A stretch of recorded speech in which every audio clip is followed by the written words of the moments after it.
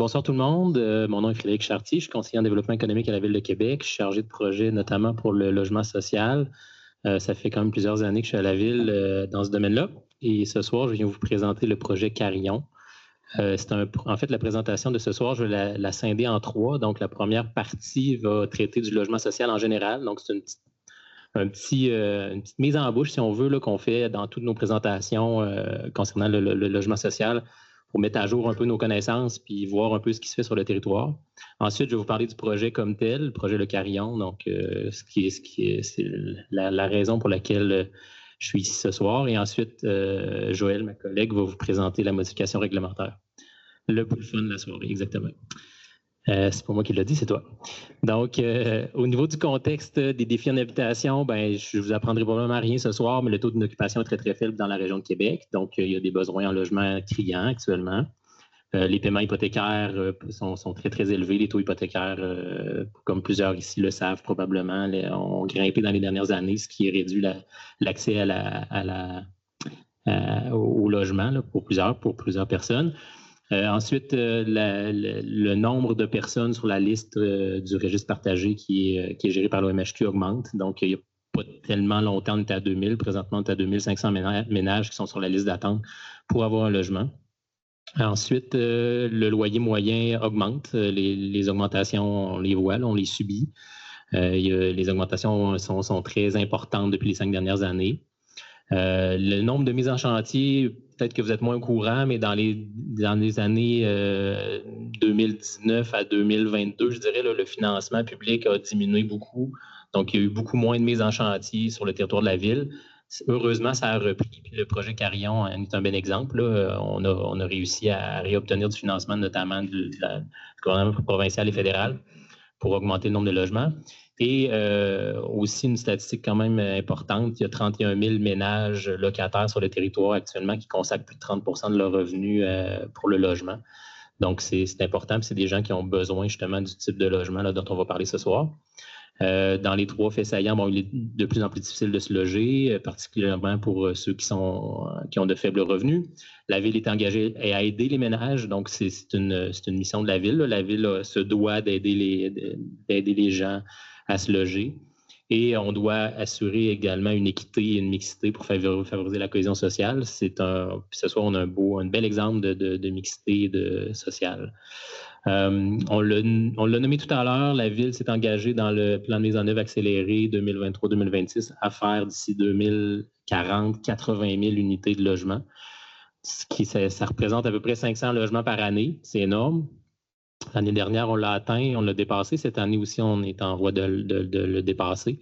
Donc, ça va très bien, mais ça prend beaucoup de projets pour arriver à ça. C'est quand même des chiffres assez importants au niveau du logement social.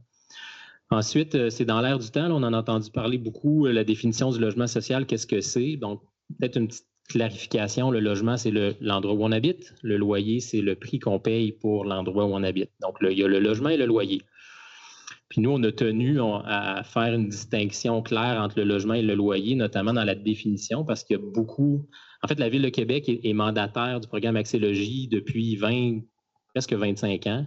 Et on ne parlait que de logement social. C'était le cas, c'est ce qu'on faisait à la Ville en termes de logement social. C'était le programme provincial Accès-Logis, c'était du logement social. D'ailleurs, le projet de ce soir est le dernier des projets de logements sociaux qu'on va faire avec le programme Accès-Logis. Donc, ce soir, c'est du logement social. Donc, c'est important là, pour vous, pour votre connaissance personnelle. Le logement social, c'est une propriété publique, donc qui appartient à l'OMHQ ou qui est communautaire, donc des coops ou des OBNL. Il y a une finalité sociale, donc tous les surplus financiers sont réinvestis dans la mission de l'organisme. Puis il y a une prise en charge collective, il y a une implication des locataires dans le milieu de vie, donc qui siègent au conseil d'administration, qui participent aux tâches, etc. On parle de logement social. Ensuite, si on parle de loyer, à l'intérieur d'un logement social, il peut y avoir des loyers subventionnés, puis il peut y avoir des loyers abordables, ce qui est le cas du projet qu'on a ce soir. Donc, il y a des locataires qui obtiennent une subvention de ce qu'on appelle du PSL, Programme de subvention au loyer. Donc, c'est des ménages à très faible revenu et dont le loyer correspond à 25 % de leur revenu mensuel. Donc, quelqu'un qui gagne 1 000 $ par mois va avoir un loyer de 250 $ par mois, peu importe le coût du loyer. Puis la balance, donc la différence entre ce qu'il paie et le loyer qui devrait être pour que le bâtiment soit autosuffisant, est défrayé par la SHQ, puis une petite partie par la ville. Donc ça, c'est du PSL. Il y a tout le temps une partie dans les projets qu'on fait, là, qui une partie de la clientèle qui bénéficie du PSL. Et il y a le loyer abordable. Le loyer abordable, c'est un loyer qui est pour les personnes à revenus modestes. Le loyer est inférieur au loyer médian, donc c'est quand même moins cher que le marché. Puis, à peu près tout le temps, il y a une subvention publique qui arrive à quelque part dans la réalisation du projet. Donc, voilà pour la définition du logement social. L'importance du logement social, je pense que c'est un quartier là, qui connaît bien le logement social. Donc, je fais juste un petit wrap-up, excusez l'anglicisme, de ce qu'est le logement social et à quoi ça sert. Donc, ça réduit les inégalités sociales, ça prévient l'instabilité résidentielle. Le logement est un des principaux déterminants de la santé, donc c'est primordial pour la santé des gens. Ça renforce le sentiment de sécurité aussi des locataires, donc c'est très important. La mixité sociale, comme on le voit tout à l'heure, c'est aussi le vivre ensemble. Ça fait partie d'un tout dans une ville. C'est aussi assurer un parcours résidentiel. Donc, il y a des gens qui sont à plus faible revenu, dont la condition change ou qui ont des bons revenus, puis que, dépendamment de leur parcours, ont des malchances qui les amènent à habiter ces logements-là. Mais par contre, donc c'est ça, ça fait partie d'un parcours résidentiel. Et on répond aussi aux familles, aux personnes ayant des besoins particuliers. Donc, ici, j'ai une carte avec la localisation des projets de logements sociaux à Québec. Donc, il y a plus de 18 000 unités. Donc, dans des quartiers où on en voit moins, des fois, je leur dis, en vous en allant au travail, là, probablement que vous passez devant plein de logements sociaux, vous ne le savez même pas. Là. Fait que, des fois, il y a aussi une perception que le logement social, c'est très... c'est des bâtiments vétustes, puis avec une clientèle qui n'a aucun sens, alors que ce n'est pas le cas du tout. Donc, c'est un petit peu pour démontrer qu'il y a énormément de bâtiments de logements sociaux sur le territoire de la Ville de Québec et on côtoie ces établissements-là au quotidien. Donc, maintenant, je passerai à la seconde partie de la présentation, le projet de Carillon comme tel. Donc, ça traite, en fait, l'emplacement du projet va être sur le stationnement à la jonction de Saint-Vallier et de la rue Carillon. Donc, actuellement, l'utilisation, c'est un stationnement public, 72 cases. Au niveau de la mobilité, important de le mentionner, là, c'est un des scores les plus élevés que j'ai vus dans les dernières présentations que j'ai faites. Donc, on est vraiment au centre-ville. On a accès à tous les services, moyens de transport, vélo, autobus, épicerie, etc. C'est un score de 92 %. Donc, c'est vraiment un emplacement où il est très facile de se déplacer. Donc, le projet en tant que tel, c'est les promoteurs, il y a la Ville de Québec, il y a le CPE, un CPE et l'OMHQ. La Ville de Québec va construire un stationnement souterrain et va conserver des cases extérieures. Donc, il y aura au total 61 cases de stationnement public, 36 cases intérieures, 25 cases extérieures. Le CPE, la butte à Moineau, qui va occuper le rez-de-chaussée du bâtiment avec 84 places.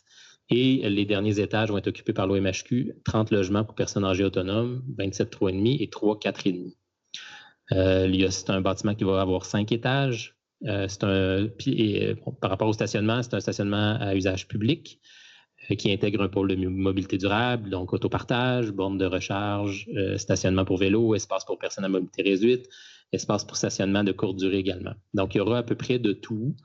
Les modalités de stationnement sont encore à définir finement, un peu plus finement. On sait qu'il y aura un opérateur du stationnement souterrain. Ce n'est pas la ville qui va l'opérer. Par contre, ça va demeurer un stationnement public. Mais je ne peux pas vous dire ce soir exactement les modalités fines, le nombre d'heures, etc. C'est en réflexion, mais il y aura assurément des cases qui vont être pour des courtes durées, comme celle-là actuellement. Au niveau de l'aire verte, on a 28 % d'air verte projetée. La norme minimale est 10 %. Donc, il y a énormément d'arbres qui vont être conservés sur le terrain. Donc, on conserve 20 arbres et on en coupe 5.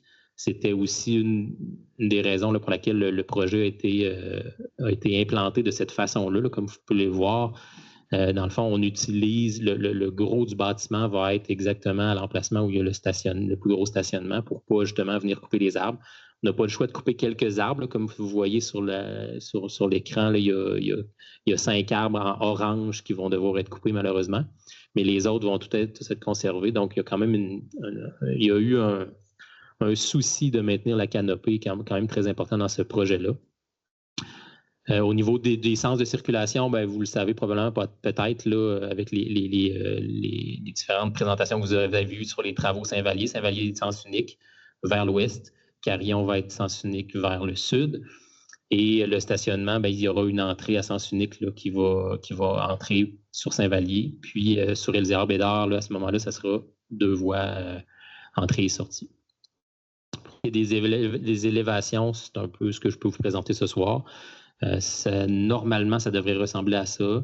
La commission d'urbanisme s'est prononcée sur ce projet-là favorablement. Donc, ça devrait ressembler sensiblement à ça. J'ai préparé ce petit point d'information-là concernant la circulation parce que des camions, parce que bon, les travaux devraient commencer au mois d'août, puis on m'a questionné à savoir comment ça fonctionnerait. C'est sûr qu'au début des travaux, c'est l'excavation, c'est le coulage des fondations, c'est le coulage des étages. C'est là qu'il y aura le plus fort du voyagement de camions. Puis ce qu'on a déterminé qui était le plus efficace, c'était d'entrer et sortir par Elzéar-Bédard. Pendant l'année de construction Elzéar-Bédard, le stationnement va être interdit pour permettre que cette rue-là devienne bidirectionnelle. Donc, les camions vont entrer et sortir par Elzéar-Bédard pour ensuite remonter pour aller prendre l'autoroute au besoin. Ça serait le chemin emprunté par les camions. Donc, il n'y aurait pas de camionnage normalement sur Saint-Vallier. Présentement, le projet est en appel d'offres public, puis ça fait partie du devis, là, cette demande-là de circuler de cette façon-là. Ce n'est pas une garantie à 100%, mais c'est ce qu'on recommande, c'est ce qu'on souhaite, puis c'est ce qu'on va demander à l'entrepreneur qui fera les travaux. Donc, au niveau des prochaines étapes, ça sera de lancer le processus de modification réglementaire dont ma collègue va vous parler dans quelques minutes. Ensuite, l'appel d'offres est actuellement en ligne, donc sur SEAO, c'est un appel d'offres public qui devrait prendre à peu près 1 mois. Donc, à la mi-mai, on devrait ouvrir les enveloppes. Les travaux de la rue Saint-Vallier qui sont en cours actuellement, si je ne m'abuse, et qui se terminent en juillet. Donc, nous, les 2 chantiers ne pouvaient pas cohabiter. Donc, on attend que le chantier de la rue Saint-Vallier soit terminé pour débuter le chantier Carillon, qui devrait débuter à la mi-août, début septembre, dans ces eaux-là. Et c'est un chantier qui devrait durer à peu près 1 an, donc qui devrait se terminer autour du mois de septembre 2026. Donc, ça ferait le tour pour moi. Je passerai à la modification réglementaire avec Joël.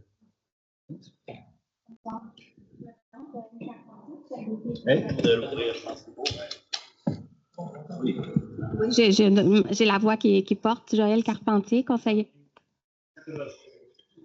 Chef d'équipe urbaniste à la gestion du territoire. Je travaille dans la même équipe que Simon, qui vous a présenté un projet là, tout à l'heure. Pour permettre la mise en œuvre d'un projet comme ça, il faut être en mesure de délivrer un permis de construire ou un permis d'occupation de ce bâtiment-là. La Ville doit délivrer un permis qui est conforme à la réglementation. Donc, moi, ce que je vous présente ce soir, c'est comment on vient modifier la réglementation pour pouvoir permettre la mise en œuvre de ce projet-là. La suivante. Ah, c'est-tu moi qui ai le contrôle de ça aussi? La flèche. Le bâton, la flèche. Vous avez vu ce cheminement des étapes tout à l'heure dans le projet précédent, mais on n'utilise pas le même outil pour modifier la réglementation. Dans ce cas-ci, là, on est dans un outil où il n'y a pas d'approbation référendaire. Les étapes là, qui mènent à l'entrée en vigueur du règlement sont moins nombreuses. Le projet a déjà été adopté. Ce soir, on est en séance d'information et non en consultation publique. C'est une séance qui est facultative, mais on a le souci, par transparence, la Ville, de tenir le plus souvent possible cette séance-là. Le projet va être adopté et en vigueur là, dans les prochaines semaines. Ce qu'on utilise comme outil, c'est un article de la Charte de Québec qui s'appelle l'article 74.4 Souvent, là, on l'appelle carrément par son petit nom, on appelle ça un 74-4 là, pour du logement social. C'est des pouvoirs qui nous ont été donnés par le gouvernement provincial, à nous, à Québec, et aussi aux grandes villes qui possèdent là, des chartes, Montréal, Laval, Sherbrooke, ont ce pouvoir-là de pouvoir permettre à certaines conditions sur un terrain visé des projets de logement social. Le but de cet outil-là spécial, c'est de venir sécuriser des projets qui répondent à un réel besoin là, en matière de logement social. On a recours à cet outil-là la Ville a recours à cet outil-là pour remplir sa mission sociale. Le règlement, ben, son petit nom, c'est le RAVQ 1720. C'est un règlement du Conseil d'agglomération. Le lot visé, je vais vous en épargner la lecture, mais je vais vous le localiser sur une carte. Les pouvoirs viennent de la charte. Je radote et c'est sans approbation référendaire. Il y a des modifications réglementaires qu'on est venu vous présenter qui visaient des zones au complet. On venait changer la grille de spécification. Excusez-moi, je parle dans le jargon des urbanistes, mais pour ce cas-ci, on vient viser le zonage juste pour un lot seulement, celui qu'on vous a montré là, précédemment. La grande zone est en grise et le lot visé a le point rouge. Pour ceux qui aiment la précision, c'est le lot 5 343 416. Ça sera dans ma présentation. La grille de spécification, elle continue de s'appliquer. Sauf les exceptions, ce qu'on retire ou qu'on ajoute par le règlement spécial sur ce lot-là. C'est une grille qui est très complexe. On y prévoit plusieurs usages.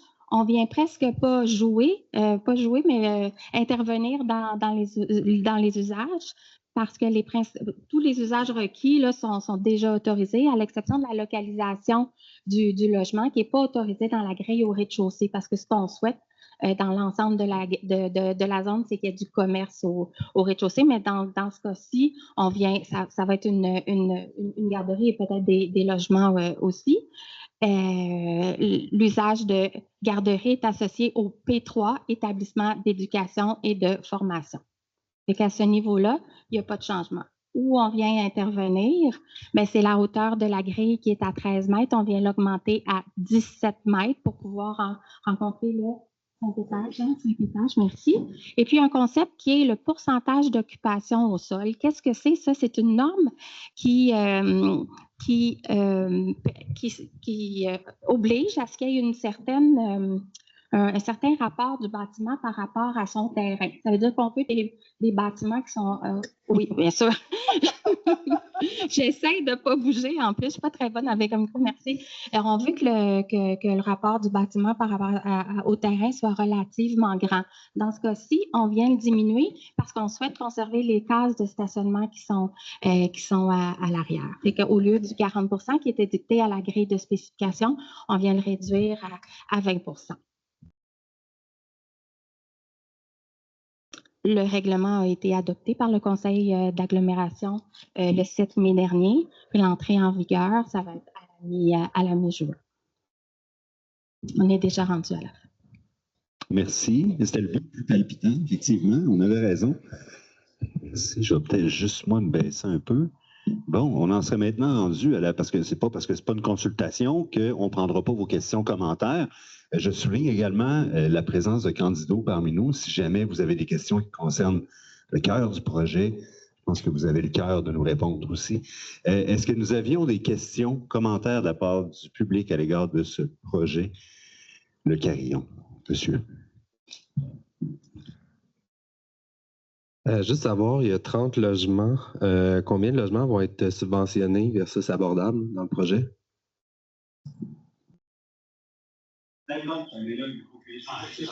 50 %? Oui, 50 % des logements vont être subventionnés avec du PSL. Puis, j'avais juste 2 commentaires par rapport à la présentation sur le logement social. Assurer un parcours résidentiel, tout le monde a un parcours résidentiel, même les gens qui sont à la rue. C'est assurer un bon parcours résidentiel sain. Puis, j'avais un petit problème avec la remarque sur les gens qui habitent en logements sociaux, de peut-être pas les parler de gens que c'est n'importe quoi. C'est un peu, je trouve, dégradant, en fait, là, pour les gens qui habitent dans les logements sociaux. Je ne suis pas sûr de vous suivre, mais... Quand vous avez parlé des logements sociaux, que les gens passaient puis se demandaient un peu, c'est des gens un peu n'importe quoi. Je peux répondre à ça. C'est que moi, j'ai vécu depuis 10 ans plusieurs séances d'information comme on vit ce soir, puis j'ai entendu des choses que je ne répéterai pas ici ce soir, mais que n'importe quoi, c'est un terme très gracieux par rapport à ce que j'ai déjà entendu. Donc, effectivement, c'est pas ce que je pense. Effectivement, je pense qu'il ne faut pas véhiculer ça, puis je m'excuse si c'est ce que j'ai laissé entendre. Mais puis je pense que vous êtes une portion de la ville, ou en tout cas des gens de la ville qui êtes sensibles à cette cause-là. Mais ce n'est pas le cas partout. Et c'était un peu ce que j'ai voulu laisser entendre, mais ce n'est pas du tout mon intention. Merci. Juste un instant, monsieur. Les gens en ligne veulent s'entendre aussi, je peux vous permettre, mais allez-y. Moi, si je peux me permettre, ce que j'ai compris, si vous vouliez dire le contraire, que sur la map, ce n'est pas tout des crottés qui restent là-dedans. C'est un peu ce que je voulais dire. Je me suis peut-être mal exprimé. Merci des précisions. Est-ce que nous avions d'autres questions, commentaires à l'égard du projet qui vous est soumis ce soir? Non? Administrateur, administratrice? Comment le stationnement pouvait faire pour respecter la norme minimale d'occupation de 40%? Puis pourquoi, en fait, là, on a besoin de la modifier alors que le stationnement ne devait pas le respecter à la base, si je comprends bien? Ah, attends un peu. Je vais t'en remettre. Alors, la norme de pourcentage d'occupation du sol, ce n'est pas directement lié à la norme de stationnement. C'est la conséquence. Nous avons réduit le pourcentage d'occupation du sol pour permettre la subsistance des cases de stationnement existantes qui sont déjà à l'arrière. Sinon, on aurait obligé que le bâtiment soit beaucoup plus massif sur le lot et là, on aurait empiété sur l'aire de stationnement existante. Encore, oui, c'est ça. C'est la bonne? J'ai peut-être pas été limpide, là, mais en fait, ma question, c'est en ce moment, le terrain, il ne respecte pas cette norme-là, ou c'est à cause que c'est dès qu'il y a un bâtiment qu'il faut que la... À ce moment, actuellement, il n'est pas construit, le terrain, si bien qu'effectivement, il n'y a pas de bâtiment qui... OK, je crois. On n'est pas dérogatoire parce qu'il n'y a carrément pas de bâtiment. Le stationnement, ça ne compte pas comme un bâtiment. C'est un usage. Merci, Myriam. Ça fait plusieurs années qu'on a déjà eu des présentations auparavant avec Candido. En 2022? Oui, puis c'est ça, 2022, on a hâte que ça sorte de terre. On sait qu'il y a du monde bien pressé pour avoir des places de garderie également. On s'entend que c'est un gros trou au cœur de notre quartier, au cœur de notre centre-ville. Donc, ça va vraiment consolider la trame de rue. C'est juste un peu tannant pour certains au niveau de la coordination des chantiers, mais que voulez-vous? Il faut vous faire ça cette année, sinon on perd le cash. Alors, c'est ça. Je trouve que c'est une bonne affaire pour nous autres, puis on espère que ça soit... C'est vraiment rapide, la construction, puis ça, je tiens à souligner. Là. Voilà. Merci. D'autres questions? Allez-y. J'avais des questions sur le nombre de logements. En fait, vous avez mentionné il y avait 30 logements, 27, 3,5, 3, 4,5. Est-ce qu'il y a comme eu une espèce d'analyse des besoins pour voir quelle grandeur de logement on met, les 3,5 versus les 4,5? Parce que là, j'avais compris que c'est des personnes âgées autonomes qui allaient habiter là. Peut-être qu'il y en a qui voudraient avoir juste un 2,5. Les 2,5, il en rentrerait plus, il y aurait plus de logements. Donc, je voulais voir un peu comment cette analyse-là avait été faite.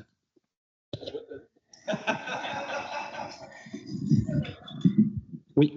Alors, Candido Dias, je suis conseiller au développement immobilier et au partenariat à l'OMH de Québec, à l'Office municipal d'habitation de Québec. Bien sûr qu'on a fait une analyse des besoins. Puis, sur notre liste d'attente, les demandeurs, là où il y a la plus grosse proportion de demandes, c'est pour des 3,5, justement. Donc, on a essayé d'optimiser. Puis, vous savez, quand on fait un projet comme ça, sincèrement, les 3,5, pour la viabilité financière du projet, là, pour qu'elle garde son équilibre. C'est pas évident. On a travaillé fort avec Frédéric pour viabiliser le tout. Donc, on a optimisé au maximum. Puis, les 3, 4,5 s'expliquent juste parce que dans la trame du bâtiment, à cause du CPE, il nous restait comme un espace où ça aurait fait des trop grands 3,5, pas assez pour diviser en deux pour faire des studios, là, des 2,5. Donc, c'est pour ça qu'on a les 4,5. Mais sinon, au début, c'était vraiment 33,5. Mais c'est vraiment basé sur notre liste de demandes. Vous avez vu, c'était 2500 qui a été écrit là. Elle a évolué depuis, c'est plus 2800 en fait, demandes qu'on a actuellement. Merci beaucoup. Ça répondait aux d'autres questions, allez-y, Jules. C'est juste une question esthétique que je me demandais par rapport au revêtement qui est utilisé. Je le trouve vraiment foncé par rapport à... On a quand même un environnement très clair et libre en ce moment. On va se ramasser avec une espèce de gros bloc brun. J'habite direct en perpendiculaire, je perds mon coucher de soleil. Fait que je me demandais, est-ce que le revêtement, il peut éventuellement être... je ne sais pas, Centre du Rocher, c'est quoi exactement le revêtement qui est utilisé pour la construction sur le terrain anciennement de Centre du Rocher, mais ça m'apparaît être beaucoup plus clair. Les balcons vitrés aussi.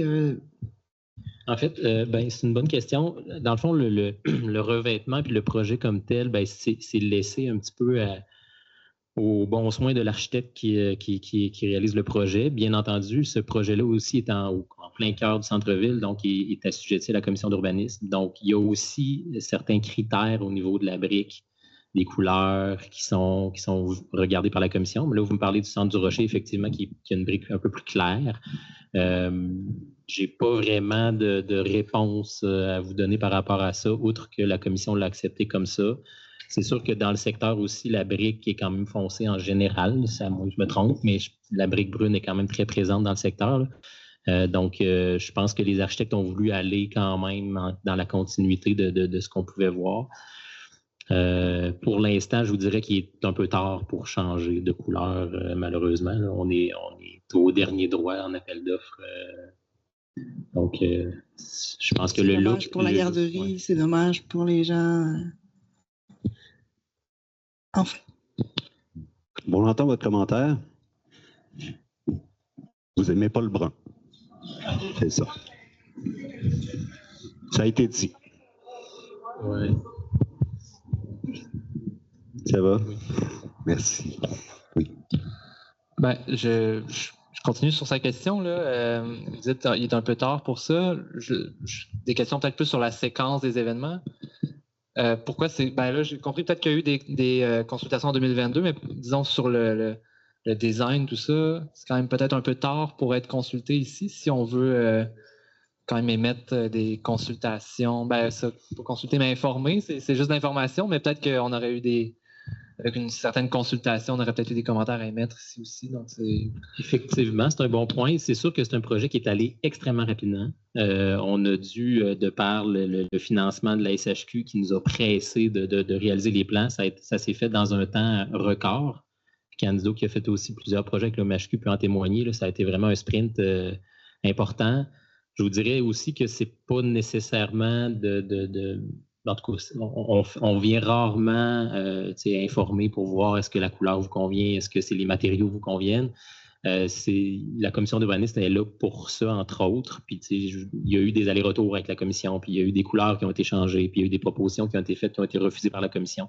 Donc, il y a un certain... En tout cas, je vous dirais que dans un monde idéal, effectivement, on viendrait, on prendrait les commentaires, on verrait c'est quoi les autres possibilités. Mais malheureusement, ça n'a pas été fait là, dans ce cas-ci. Bien, on note cette préoccupation-là sur la séquence. J'ai une question aussi du public. J'ai un problème avec l'abattage de 5 arbres. C'est quoi le problème avec les arbres dans un cours de garderie? Il me semble qu'on cherche un canopé l'été dans les garderies. Puis, ces arbres de cette qualité-là, ça prend 30, 40 ans pour arriver à ça.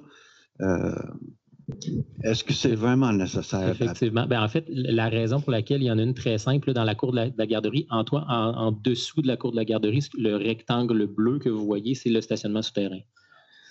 Donc, on n'avait pas vraiment le choix de couper ces 3 arbres-là.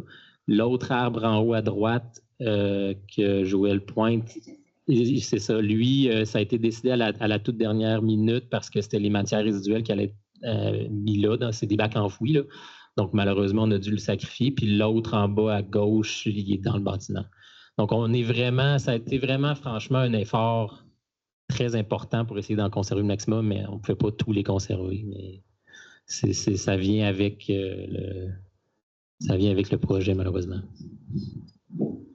Mon dernier commentaire est sur l'entretien des aménagements paysagers. Il y a plusieurs immeubles de l'OMHQ où il y a eu des plantations qui sont mourues ou qui ont complètement été abandonnées. Et je sais que c'est des dépenses, mais il y aurait vraiment besoin là, de mettre un petit peu d'attention par rapport à ça, parce que justement, ça contribue aux perceptions négatives envers les immeubles de logements sociaux. Mes voisins, c'est un immeuble.